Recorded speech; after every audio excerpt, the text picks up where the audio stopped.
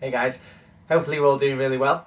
I certainly am. It's just about to go into the Easter holidays with the children, so again we're going to be looking at things that I can do building my business whilst at the same time spending time with my kids. Because for me, that's what it's all about. It's about being able to create this lifestyle where I can have the things in my life that I've not been able to have before.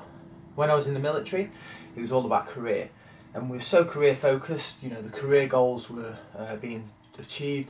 It's just that everything else suffered as a result. I didn't get to spend time with my children. I didn't get to go to parents' evening or school plays, and so now I'm wanting to recreate a new life where I'm actually getting to do the things that are more important to me than money. And so what you find is once you've done that, you're actually a richer person anyway, because the money and the abundance will still come if you're on the right path. But in the meantime, whilst you're waiting for that to appear, you're getting so much more value from your life, and you're able to give so much more because you're a happier person, and you're able to get to those school plays. You're able to get to pick the children up from school, and it's not all just about the 9 to 5 grind. Now, one of the things that I've noticed is that we need to look at resilience. Resilience is the ability to recover quickly from any difficulties, and it's essentially about toughness.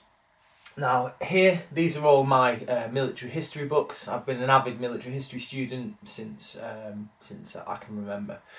And just when you flick through them, you can get incredible leadership lessons from them, but you can also get incredible resilience lessons and different character traits which will help us as we move forward in life. So don't think it's just all about army matters and things that are concerned with the military and war. It's not. You can find so much information in these books that will help you whatever you're doing. So I just picked a couple of random ones. One on Waterloo, one on Dunkirk, and one on the Battle of Ardennes. And each one of those shows where resilience was a massive part of the overall victory. It's the ability to turn defeat into victory. And you'll find that there's so many examples in these where a force has been caught off guard, they've had a massive setback, but they've been able to sort of bounce back from it and then subsequently win the day. And so when you read these type of books, you'll actually see really inspirational examples of resilience. What does it actually say that we've even got a definition of resilience? It means setbacks are inevitable, they're unavoidable. And so if we know that that's going to happen, what do we do about it? Well, first of all, we have to accept that over every mountain there's a path, and that's our tagline for Nomad. So we can understand that every time we have a setback, there's a way back to where we want to be, or even beyond that. And so we need to start thinking about how we're going to achieve that. So first of all, think about the ways that you're going to get setbacks in your life. It could be emotional setbacks. You've had a bad relationship.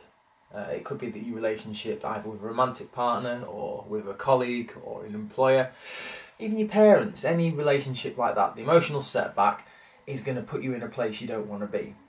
It might be that you've had financial setbacks. It might be that you've got career setbacks. All of these things affect us on a daily basis. And so we need to have a solid plan in place of how we can overcome these obstacles. And that's why we're going to talk about it now. So now we've set the scene and we know that obstacles are inevitable, then what we do is we need to look at the problems with the goals we've set ourselves. Because if you've set, or I've set, goals which are unachievable or unrealistic, then they're likely to fail. And therefore, the obstacles are going to be more prevalent. And so, first of all, we need to set ourselves goals which we can actually achieve. And the way that we do that is through the 3-step process that we discuss in 3 Steps to Freedom. That's the new course that's going to be coming onto the Nomad website really shortly. So make sure that you keep an eye out for that. And it talks about how you need to understand your history, heal the blockages which have created the problems for you, and this is where the obstacle overcoming part comes in, And then once you've done that, fulfill your potential. And this is about setting clear, achievable and realistic goals. So through that 3 steps, you're able to identify the goals that you're actually going to be able to achieve. And that's not to say that the obstacles aren't still going to pop up, because they will. We've already identified that they're inevitable. But what we can do, once we've got this plan towards our achievable goal, we then can start testing it and identifying where the weak points are, where we need to put contingencies in place. Because if we've got a plan, whether it's with fitness training or whether it's with career goals or whether it's with financial planning, once we know where we are, A, and where we want to get to, B, we can work out a sequence of objectives to get us from A to B. And we can also identify where we're likely to come face to face with obstacles. And so once we've done that, we can start putting contingencies in place. Okay, if X happens, then we're going to do Y. If T happens, we're going to do S. You get the picture. We're just starting to put these plans into place so that as we're walking on our path towards our objectives and our goal, if this thing comes and hits us from the flank, and it wasn't unanticipated, but it wasn't expected either, but we know what to do with it, we know how to deal with it, and this is how we're starting to create this resilience. And so we're able to move forwards. And don't get me wrong, there's still going to be certain times where the complete unforeseen comes out of the way. Donald Rumsfeld, when he talks about the unknown unknowns, well, that's what's going to happen to you as well. And this is where we need to put in emotional resilience. And the emotional resilience is how we deal with setbacks as a person. You see, if we take that punch, that unforeseen circumstance, and we just crumble, like, no, that's it, I've had enough, I'm leaving, then that's not good enough for us, because I want you to achieve your goals. You want to achieve your goals. And so you need to be able to identify how you're likely to react to an obstacle and how you're going to emotionally shore yourself up so you can get through it. Because, as I said, it's inevitable that you're going to come face to face with obstacles, and it's about how you deal with them. So now we've got a plan in place for an achievable goal. We know what we're going to do for contingency planning if certain things occur along the way. And we also know how we're going to deal with the obstacles when they do occur. And straight away you've become more resilient. And so now you're able to move forwards and you think, okay, I know that if I don't get that money from the investor at point X, it's going to make me feel like this. How do I deal with that? Right, well, what I need to do is remember that I've set myself this goal and I believe that it is completely the right path for me. And so therefore, even though I don't get what I want now, or what I need now, I can put this other plan in place and look to this other source to get that funding that I require. And it's just about planning. It really is about planning. I know planning might seem boring and we want to fly by the seat of our pants and wing it a little bit, but winging it doesn't get us anywhere, does it?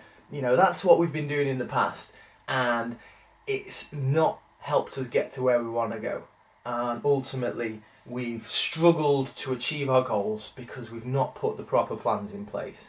We've not identified what's likely to go wrong, and we've not identified how we're going to deal with it when it goes wrong. So if we put those 3 things in place, we become resilient. We're able to become tougher. We're able to deal with the obstacles which we know are coming. We just don't know where from. So that's it. That is resilience. That is my take on resilience, and hopefully you've been able to take something from this. Now, as I mentioned, we've got a course that's running on the website. We're just about to launch it. It's called 3 Steps to Freedom. And if you like what we've talked about now, that is essentially a snapshot of the content that we've got. We have real workable tools to help you get to your goals. It's not about telling you that, you need to be more positive, you need to think with a blue heart, or, any of this sort of theoretical speak. This is real tools that are going to actually make you be able to get to where you want to be.